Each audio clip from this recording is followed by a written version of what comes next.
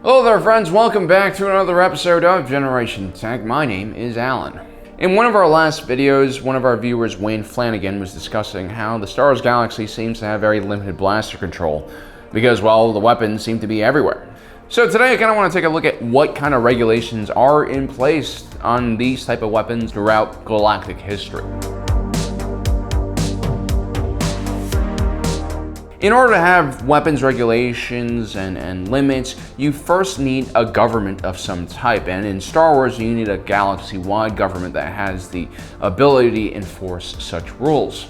During its founding, the Republic established a galactic constitution in order to outline the principles and purpose of this new government system. This is a pretty standard document that divided power amongst the Galactic Senate, Executive Branch, and Judicial Department. It also standardized a galactic currency and established an official galactic language. There are also individual clauses like the rights of sentience, which outlawed slavery and declared that all sentient life forms were equal and should be treated as such. Missing, however, was a specific clause that was tied to blaster rights or the right to bear arms. Our own Constitution here in the United States lists the right to bear arms in the Second Amendment. Not only do citizens have the right to bear arms, there's also mention of a well-regulated militia being necessary to the security of a free state.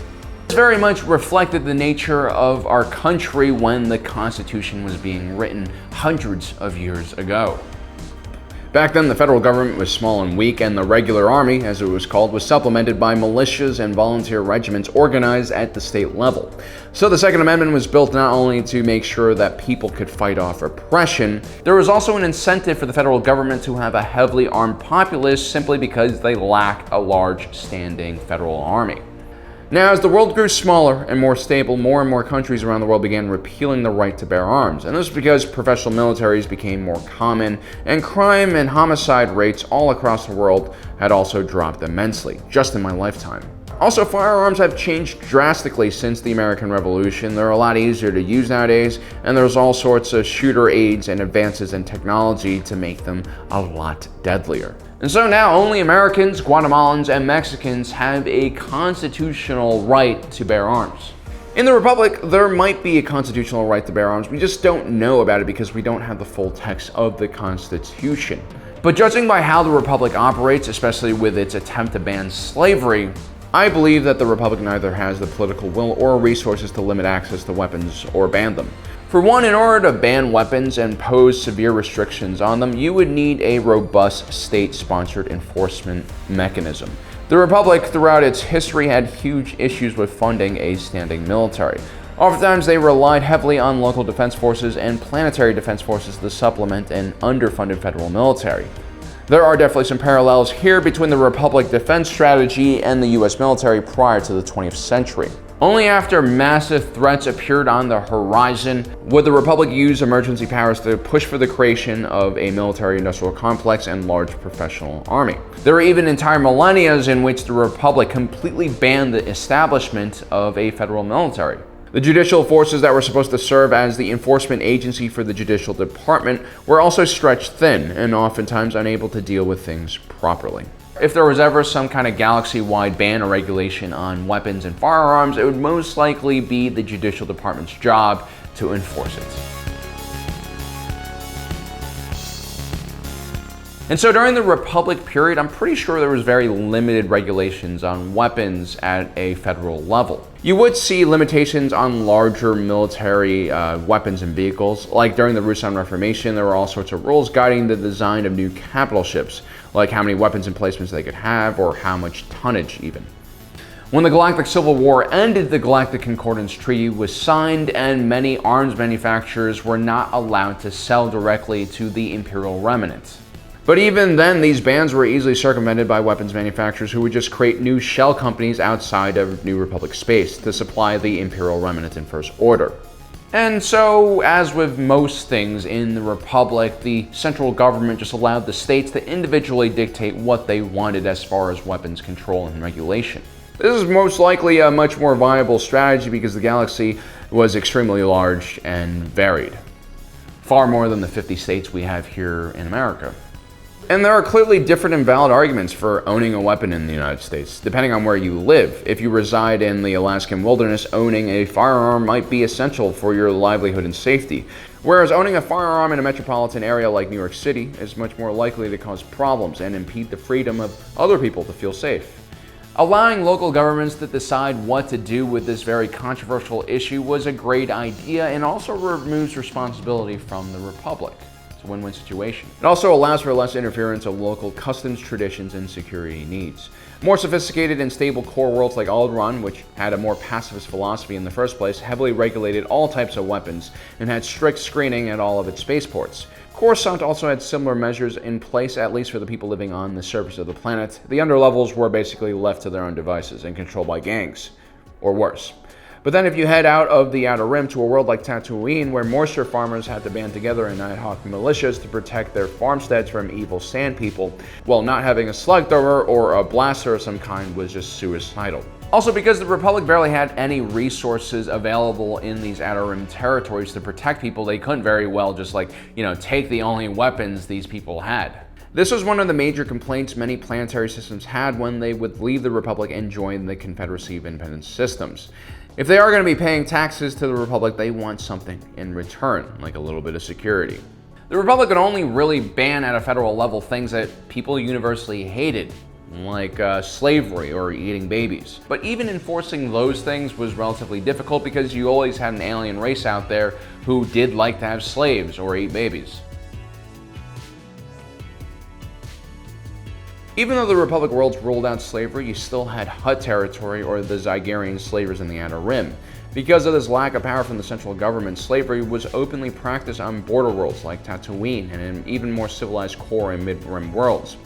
Slavery just appeared in a different name, cleverly disguised as normal labor. When your central government bans something and people clearly are not following it, it can really hurt the image of your central government. And so with blasters and weapons, there was no rush to limit access, and that's because you had cultures like the Mandalorians who believed carrying multiple blasters on your person was pretty much a standard thing. They also believed in wearing combat armor at all times as well. They were kind of a weird group of people. Then you have the Hutts, who represented one of the largest transporters and manufacturers of illicit goods. If there was a widespread ban against blasters, the Hutts would be able to create a massive black market for the weapons. Hutt space was also technically a sovereign territory, so the Republic couldn't even enter their space to enforce a weapons ban without creating a massive political incident. So no matter how large and advanced the Republic looks, it was actually in a pretty similar situation to the United States post-American Revolution. The central government was relatively powerless in its ability to enforce things, and on the border areas of the country, on the western frontier, the only protection that the American pioneers had was what they can carry with them. The rise of the Empire and the fall of the Republic ushered in a completely new economic system. The galactic government went from a weak central government that controlled its member states mainly through giving them access to the markets and other economic infrastructure to a military-first dictatorship. Palpatine's plan was to create stability finally in those outer regions of the galaxy, something that had not been done in the Republic's entire existence. Palpatine understood that he had to scale up the manufacturing of weapons, armor, vehicles, and other things in order to afford a massive Imperial Navy. Palpatine also ended the clone trooper program and began focusing on using volunteers and conscripts. This massive peacekeeping force would not only protect the Empire, it would also employ the Empire. Palpatine would take over control of many large arms manufacturers, and it was here we began to see some of the first blaster bans at a federal level. After Imperial forces massacred the Lasat with disruptor rifles, the Imperial Senate would actually ban these type of weapons because of how gruesome the injuries they create are. Also, personal sidearms and rifles became harder to acquire as well. Modifications like the one Han Solo did to his DL-44 were also considered illegal. Also, this blaster packed more than enough punch to kill a stormtrooper in their armor. The Empire would become more restrictive and impose more rules and regulations as the Alliance to Restore the Republic grew in size as well. But even so, the Empire did not make moves against the Hutts. It didn't really have enough ships to keep the moisture farmers on Tatooine safe. And so while certain weapons became harder to get, overall trying to ban specific types of weapons and enforce that was highly unsustainable. It doesn't really matter if you're able to seize a shipment of illegal A280 blaster rifles. because the rebels could easily just go to another cartel or even stumble upon a Clone Wars cache of weapons. There were just too many blasters in circulation in the galaxy. The one thing that did become more free in the Imperial Age was experimentation on kyber crystals, especially for weapons projects. You see, before the Jedi Order was destroyed, they essentially controlled all kyber crystal mining indirectly through the Republic. It was almost impossible for scientists like Galen Erso to work on kyber crystals because of this limitation. So there you have it, guys. For the most part, the Republic basically allowed the local planets and local systems to determine what kind of blaster and weapons regulations they wanted, whereas the Empire had a more, heavy, large government federal control aspect to their regulation of weapons. Well, let me know in the comment section below what you think about these different systems of regulation. Which one do you think is better? And also, don't forget to subscribe and hit that notification button down below so you don't miss out on the rest of our awesome content. And as usual, thanks for joining us today. If you're watching this, you are Generation Tech.